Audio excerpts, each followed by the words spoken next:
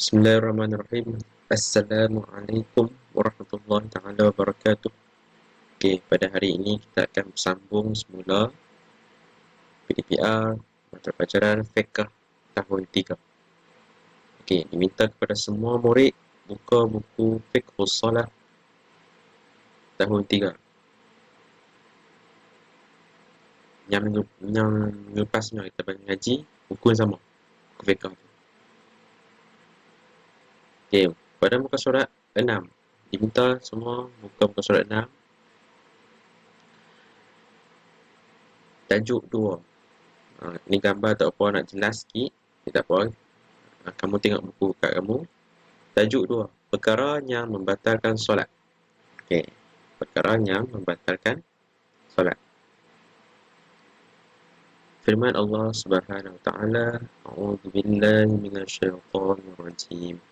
Hafizu 'alas salawati Hafizu 'alas salawati was salatil wusta wa qumu lillahi qanitin. Okey, maksud peliharalah kamu segala solat fardu. Khasnya solat wusta.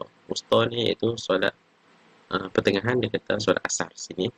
Dan berdirilah kerana Allah dalam solat kamu dengan taat dan khusyuk. Dah cakap sini lah. Kita akan jaga solat. Jaga semua solat. Dan solat pada waktu asar akan jaga juga. Dan berdirilah solat, iaitu kamu tunaikanlah solat dalam keadaan taat dan khusyuk. Nanti kamu sebenarnya kena ada khusyuk. Kalau tak khusyuk, kita kena belajar baca khusyuk. Okey, surah Al-Baqarah ayat 238.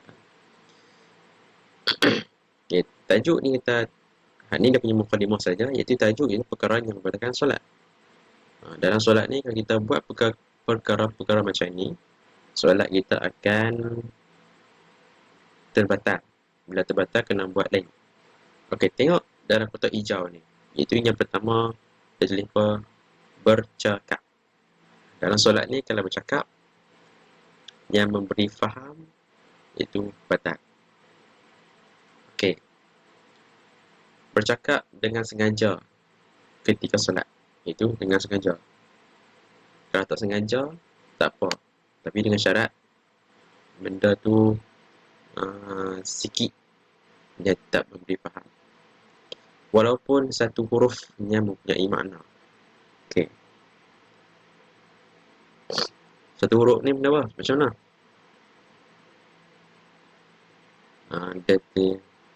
Dia cakap ha ha ha. Okey, ha tu. Ha tu huruf ha tu satu huruf. Dia ha. Dia macam gelak. Dia terbatal. Jangan tak cakap. Cakap ni kan terbatal. Perkara ini dianggap bermain-main dalam solat. Tak payah cakap. Okey. Kalau kita nak tegur imam tu baca salah, kita hanya perlu niat nak tegur dan niat tasbih. Niat tasbih, bertasbih subhanallah. Imam tu salah baca kan. Dia cakap subhanallah. Okey, itu tak apa. Dan ini maksudnya sengaja cakap sesaja cakap. Okey, itu batal. Yang kedua, makan dan minum. Makan dan minum. Kufur batal. Ini makan singgam ke apa kan, ada cecera gigi tu, ada makanan telan, batal. Makan dan minum akan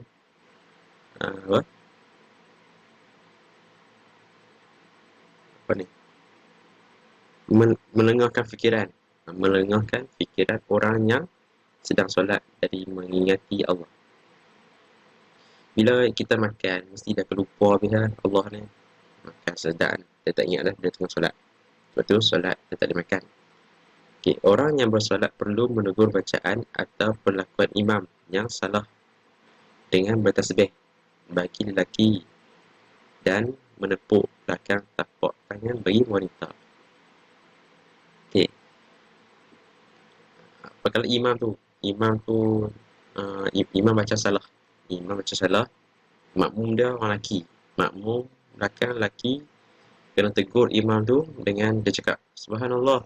Imam tu kena dengar dia tasbih tu, dia akan tahulah, oh, aku salah.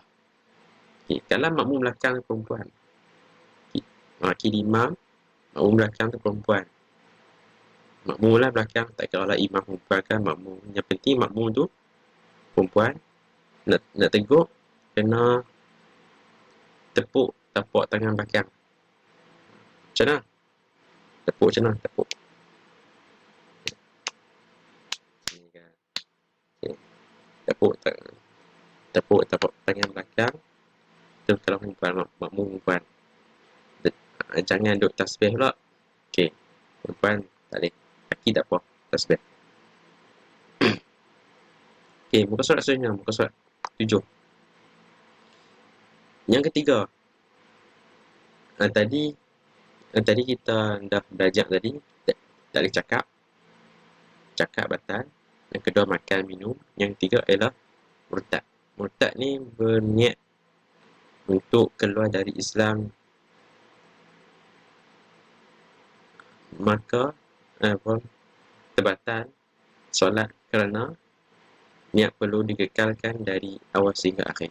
Niat ni kalau sebab kita nak solat mesti kena syarat dah Islam. Kalau kita dah murtad, maksudnya kita tak cukup syarat, maka terbatal. Yang keempat, melakukan murtad ni ialah orang yang keluar dari Islam, jadi kafir. Yang keempat, melakukan perbuatan atau pergerakan luaran yang banyak, lebih 3 kali dan berturut-turut dan berturutan, bergerak tanpa keperluan boleh membatalkan solat.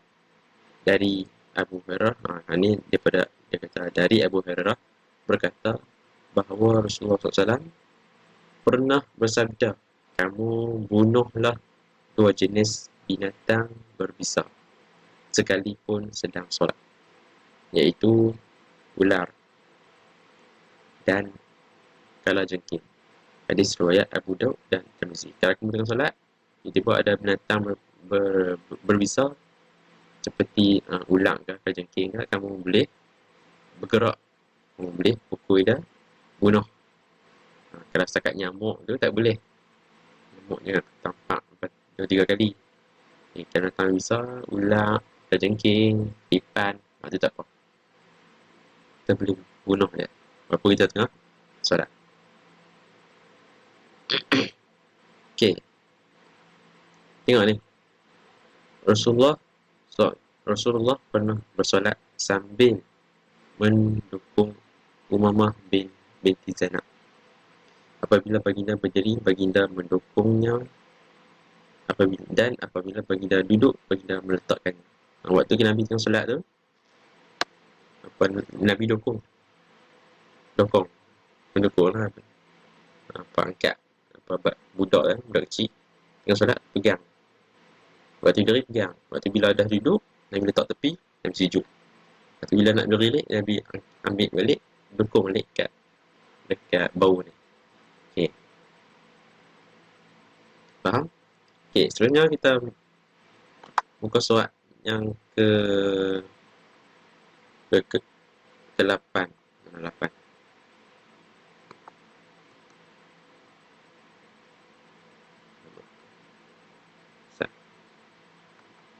Okey, surat 8 ni dia kata pilih perkara yang membatalkan solat dan senaraikan di dalam kotak di bawah. Okey, kamu tengok perkataan-perkataan ni. Dia kata apa? Ketawa, terbuka aurat, berpaling dari arah kiblat, bersin, berubah niat, makan, berkata-kata dalam solat, murtad, senyum, ternganga, berhadas kecil, bergerak 3 kali berturut. Yang mana betul? Tulis di bawah ni, tulis di bawah tu. Okey. Muka surat 9. Muka surat 9 dia kata Hasan menelan sisa makanan. Dia suruh kamu tulis batal ke batal tidak. Okey, tuliskan hukum batal atau tidak batal. Tulis sini je. Hasan menelan sisa makanan yang terlekat di celah gigi. Batal tak dia telan makanan? Ketika solat, Asma' tersenyum melihat telatah adiknya menari. Nah, dia senyum je. Dia tak bunyi apa, tak batal.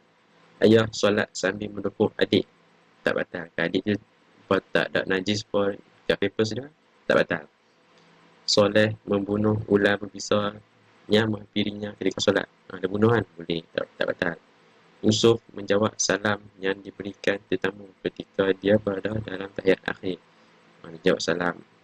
Mana boleh? Batal. Okey. Keenam. Keenam, ketika Sulaiman sedang solat, dia cuba menghalau ayam yang ingin memasuki rumahnya. Rumah dengan membunyikan syuk. Ayam tu bukan binatang yang kita wajib.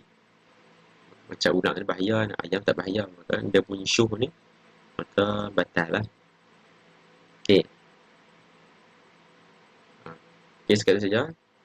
Kita sambung nanti PDPA. Kalau tak faham, nanti bertanya terus. Okay.